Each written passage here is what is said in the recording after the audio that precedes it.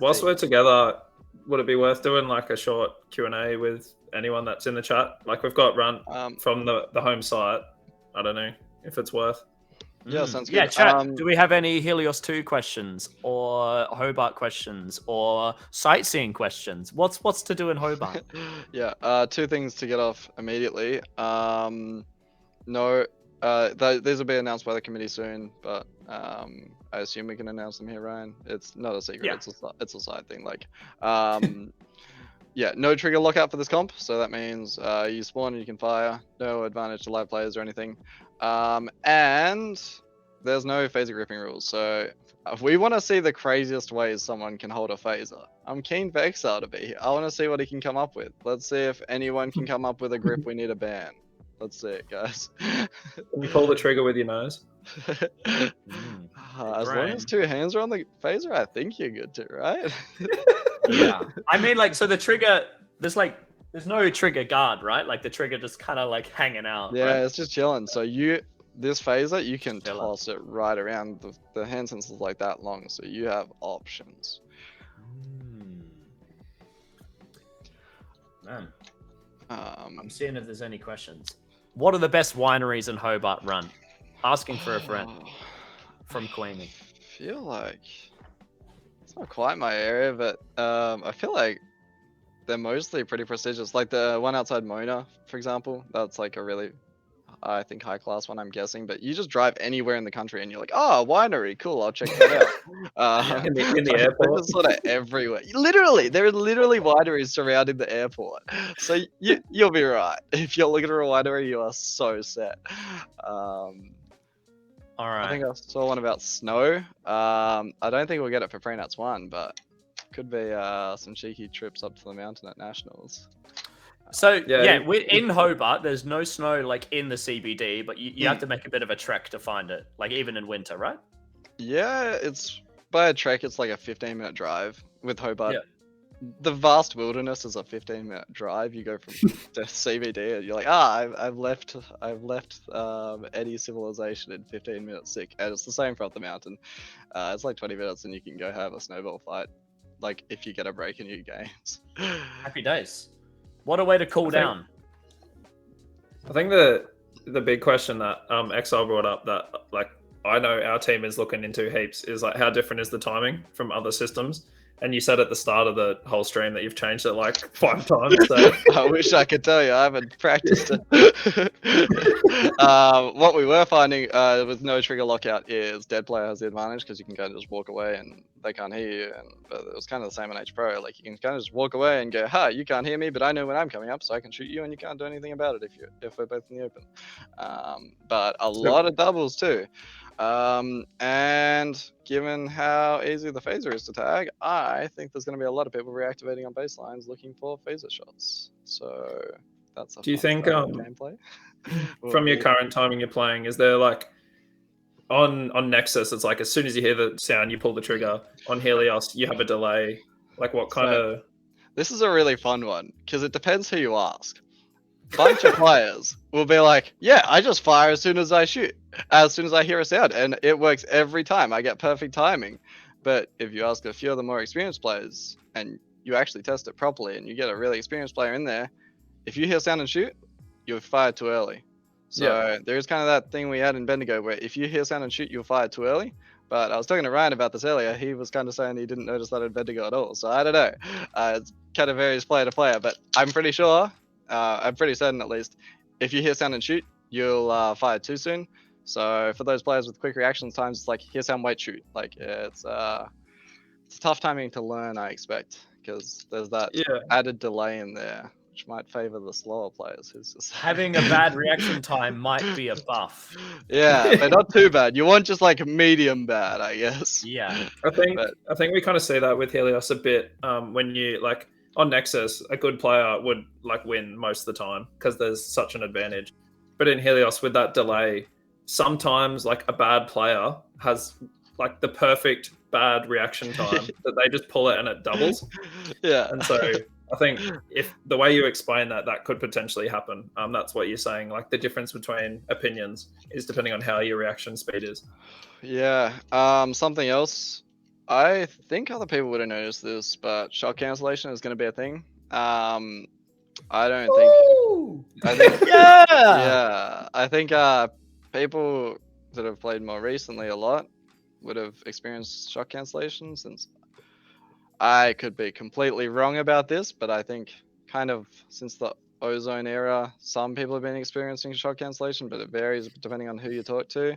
So that could play into it a bit as well. A lot of the time, you'll have people like firing same time as someone and not regging, and then they'll go, "My pack's broken. I hate this," but I don't know. It's part of the game, probably, with the new era, maybe. I don't know. Yeah. As frustrating as it is really funny when you have a duel, like in hindsight, where you're both like side on, and then you both like miss. Like, well, I say miss. Yeah. Like, shot cancel, shot cancel, shot cancel. And then you just end up like staring at each other like, please register. Yeah, you kind of develop a skill where you kind of expect the first shot might not reg. So you're kind of ready to tag someone and then jump straight behind a panel. And it's kind of a fun game where you go, I was ready for it and you're sad about it. But yeah. I guess you gotta adapt, huh? Survive, adapt, overcome. Yeah, it's definitely not an intentional feature, but it's one we probably need to learn to play with. Wax asked, how hard are the bases to hold? Probably also, like, more specifically, like, how hard are the bases to hold with those Helios 2 barrel sensors? A good player can hold both doors with good comms. 2 good players can lock down a base for up to like 2 minutes if they're like solid. But yeah, it's always an interesting thing. Do you put 2 in or 1 in Hobart? Because a mobile defender with good comms and good sequencing can actually hold a base down alone with just comms really easily if they're moving around. That's what we've found.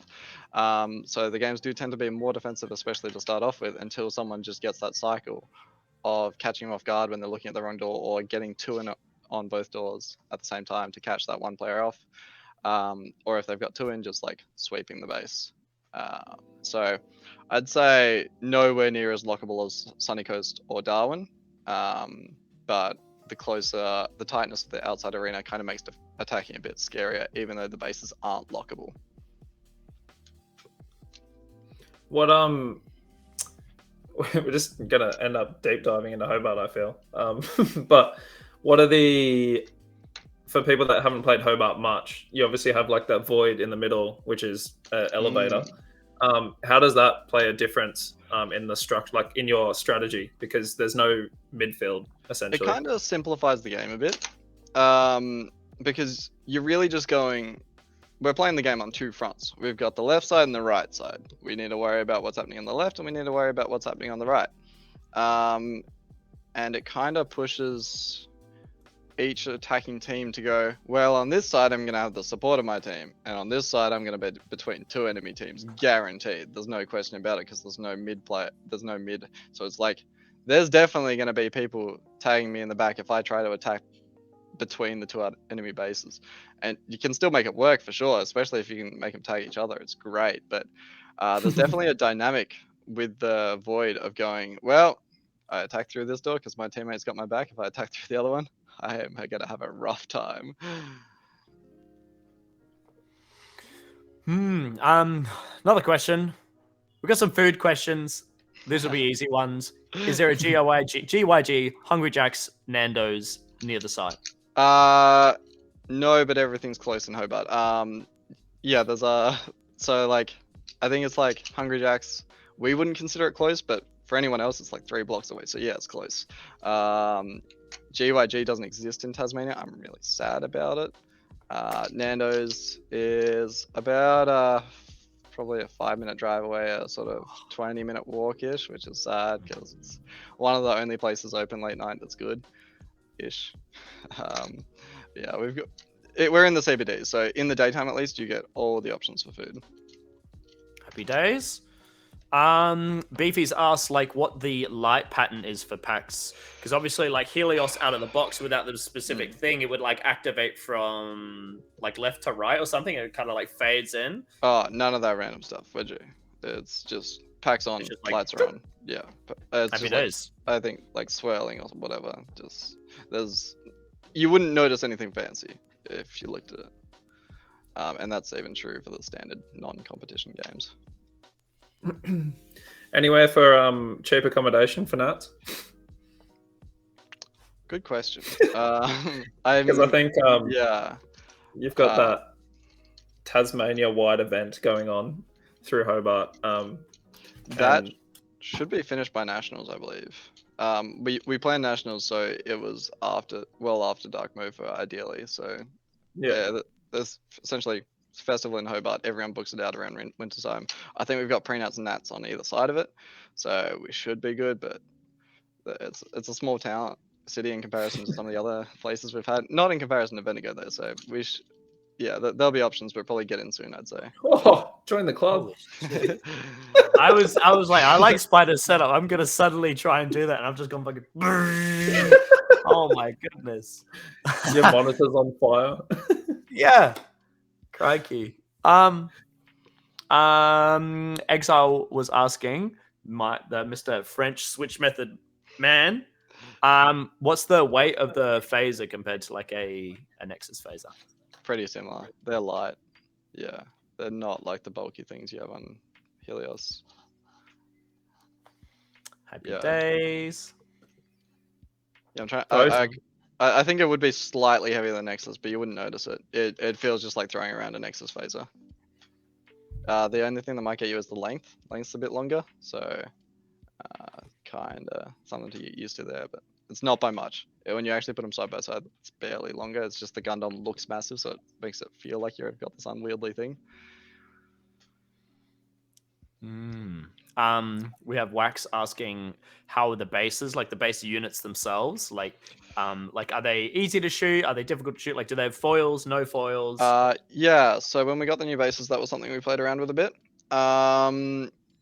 Defoiled both green and blue base because both of them sit up in boxes. So the main method of tagging them is they're in boxes that are reflective, so you actually tag the reflects.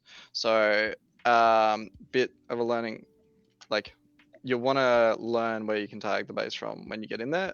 Just for blue base, green base, it's like you put a shot in that box, it's registering a shot, to the point you can do it outside the base with some ease. But yeah, blue base, you want to find your shot, but once you learn the shot, it's very reliable. Red base isn't foiled, so if you hit the speaker, red base is half foiled, sorry, so it's just mounted side on the wall. If you tag the speaker, it won't reg, but if you aim anywhere near the sensors, it's half foiled, so it'll reg. Yeah. Happy days, because I think a bunch of people have PTSD from those Bendigo bases over the course of like the pre-nats and then even by nationals. And I don't blame them because we've got a similar setup where a lot of the time you aren't tagging the base directly. But I will say, Bendigo to me felt random. Maybe it's just because I'm not a home site player, but it felt like the foil that was in there, even if you aimed in the same spot twice, you'd still somehow miss. The second one, Hobart, it's like once you find the shot, completely reliable. And it's not like a tiny shot. It's like in the main shooter spots. It's very, very reliable once you learn how to do it. But yeah, I would say for teams coming for Pre-Nats 1 doing the training, I'd recommend first game, just like walk around all the 4 bases, learn where you can tag them from. And I'll be recommending that in there. Don't have to do it, but yeah. I fair dinkum during like nationals, I was reffing and I saw 2 people in a row walk into a base, go like 1, 2, 3, first shot on the base, and then go 1, 2, 3, 4, 5, shoot someone, 5, 6, second shot on the base, and then be like 1, 2, 3. I saw 2 people in the same game get time denied not because they ran out of power, not because they got shot, not because the game ended, but because they were putting shots into this thing and 5 seconds passed and they got denied. Yeah.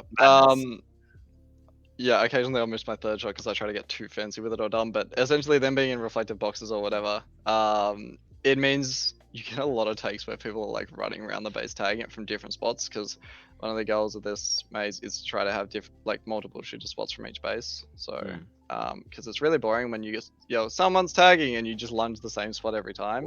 Like Darwin red base. Oh my goodness. Literally, it's like I wonder where I'm gonna dive. I don't even have to turn my brain on or listen to comms. But Hobart, you've got like the more conventional ones, but you can shoot each base from like 4 different places at least, I'd say. And people do. That's good. I've actually done quite a lot of like base designs for Adelaide, and then part of my philosophy for when I'm building a base, like just designing a base rather, is being able to play it like multiple ways. Like you said, like there's not just one position that the last line's going to sit in, and then you're golden. You know, as a last line, you could hold it in different ways. Or you could potentially hold it with 2 people in the base, but it's not like indestructible. Like there's things you can do to coordinate with teammates to deal with it. And then from an attacking perspective, being able to take it from at least 2 or 3 spots, if not 4, like you've said. So that's really exciting stuff. Next question we've gotten here. Yeah. All of our bases. It will be weird because we've played very similar feeling bases for the last while. I don't know, it might be a bit of a culture shock because all our bases are very different from each other. Spider, you've played semi recently. You can kind of speak to. You got to learn a different play style for each base, and we honestly haven't even figured out where our anchor should stand in bases. Like you have options, and we're still trying to figure it out, which isn't a good thing, but it does speak to having a lot of options. Pardon me. Oh. All right. He's gone. So, next question from Lilbo. Are we going to do a post Prenats 1 stream? So we're going to do a post Prenats 1 something. It's more going to be a case of obviously we've done a stream for tonight. And I'm planning on like polling like the Facebook group and the Instagram and stuff, and maybe even on the YouTube, like, and just kind of gauging like which format people preferred. So if people really enjoyed the stream, I've had a bunch of fun, so I'll happily do another stream. Then we'll probably do like these more long form things in a stream style. We'll still upload VODs and stuff to YouTube for anyone that doesn't catch it. Yeah, stay tuned. Basically, we'll see, and look out for that poll on like the group, and yeah, give us your thoughts. Are there any site specific rules from Jimmy? No, but a rule we've just phased in as the committee that will be released within the next coming few days is regarding tagging a base from outside. So you can put 1 shot from outside the base, but then you have to finish similar to Sunny Coast, but we've kind of refined it to be very black and white of when you can and can't do it. So we'll have a rule clarification coming out on that soon. But yeah, that essentially just means you can do crazy takes where you tag a base from outside, run around the door, and finish it off in the other door. I love that. Yeah. So yeah, it'll be pretty hilarious. I'm expecting some good VODs to come out of these base takes. I'm already envisioning I'm in the base. I put 1 shot, 2 shots into the base, and then I hear a 3rd shot on the base. That was a destroy, and then I look, and I guarantee you, 70% of the time it'll be Mopa. Knowing Mopa, he'll like find a shot in that training game where he can like tag it off a wall or something from across the maze. He'll happily get 500 points every time he hears someone shooting at team or not. Yeah, it's if gonna you crouch be down and like peek out through the reload and like shoot up off the roof, you can hit the box or something. Where the wires come down. That's actually a question from me, because I know my Adelaide boys love roof shots. Are roof shots like a thing? Yeah, they are. They're a bit frowned upon by me, but yeah, try to find all the ones you can. Try to find all the ones you can in Prenats 1 so I can wall them off, please. Because we've got some ducting that runs all in the ceiling. It'll definitely be a thing in Elim, but I've tried to block off all the ones that would be relevant in team play. So yeah, I'll be keeping an eye on anyone firing up at the ceiling. Yeah, I mean, I suck at them. People will be like, so Adelaide's arena is like very like easy to roof shot. It's all just like that easy material to roof shot. And people will be like, oh yeah, all you have to do is you shoot there, like anywhere there, and you hit the person there. And I'm like, oh yeah. And I go, and like I can never get them. It doesn't make any sense. I'm shooting exactly where they're shooting, and it just doesn't work. So I remember reffing was it finals in Bendigo, and literally like the two teams on like red or green would start the game by running out the back door and to like that zigzag area, and they were just spamming shots at the roof trying to hit each other. Yeah. Yeah, it'll be nowhere near that bad because most of the roof isn't tinfoil. It's like just like a very few sections that have air ducts running along them. So Yeah. it's gonna be like, hey, there's a shot there and a shot there that are maybe useful in elim in a blue moon, but I'm hoping there's none that are relevant for team games. Oh, the elevator cool. though. The elevator you can reflect off. Big shiny elevator door. So, but it's very clear when you can hit that shot or not because it lights up.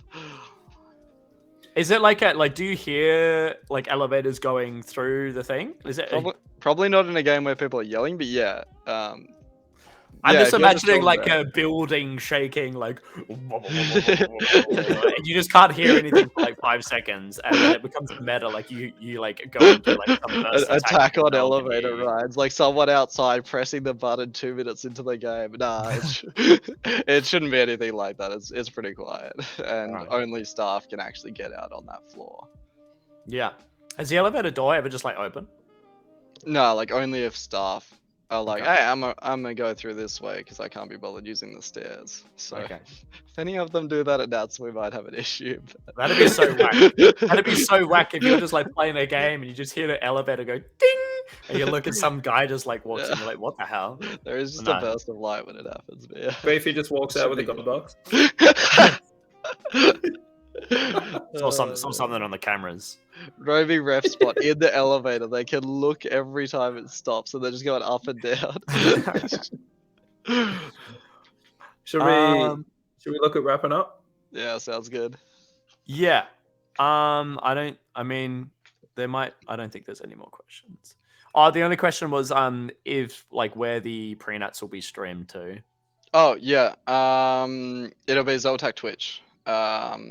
So it'll be starting at about 12 p.m. Saturday morning. And then it's pretty much 12 to 12 Saturday and then 12 to 12 on Sunday. So that's AEST.